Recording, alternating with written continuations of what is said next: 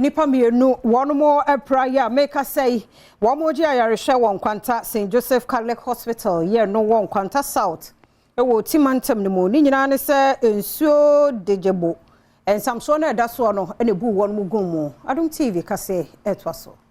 Yamane boni obempombo wusu ekọ ebia honom no wokuhunu se tebia nsamso no ewo mu no enya kura ya ehu behia se ne manimu ya empanyinfo bekwa akosiesie ama wonom esan so da ne di se sanse nsamso no enyenti nipa dodo na entumi mfaso emfa wonom edwatonde enkodwom enkonkoton esan se ahyenti abo ahyenkafo egye ewo honom no ne board ne pa akwantufo bi a wafasa akwan no so oni amaniboni ahwehwe nkomo no editu gya se esane se de samso no ayenenti won kwa edesane mu pa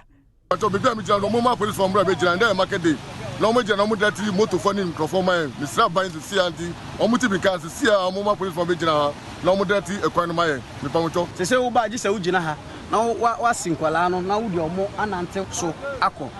ere na ye kan ye se ndra na jumpo ebinumu ebeto mu ma hunu mbomba metiye yesre abese yasre nu yedukoteje dafo waye bridge nu maye na yeso ye huntoye yesre nu no bridge nu die emboa yenye sa de di beba nu enye we die yesre nu no Amaniboni twaso ekọ Nkwanta St. Joseph Catholic Hospital ne honom ena wokuhunu Paul Obimpia wenye mfie aduonu baako a esan se den samso no enyenti okofa so etomu epraye de adesrede to aban anim tema ye man hu se tokuro no sanu nanka me ya gura pie moton na ma so dua bi omde dua bi ato hono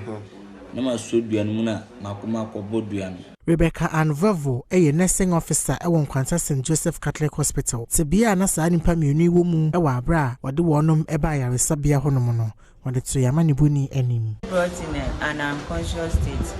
by a group of guys who were at the scene before the incident occurred,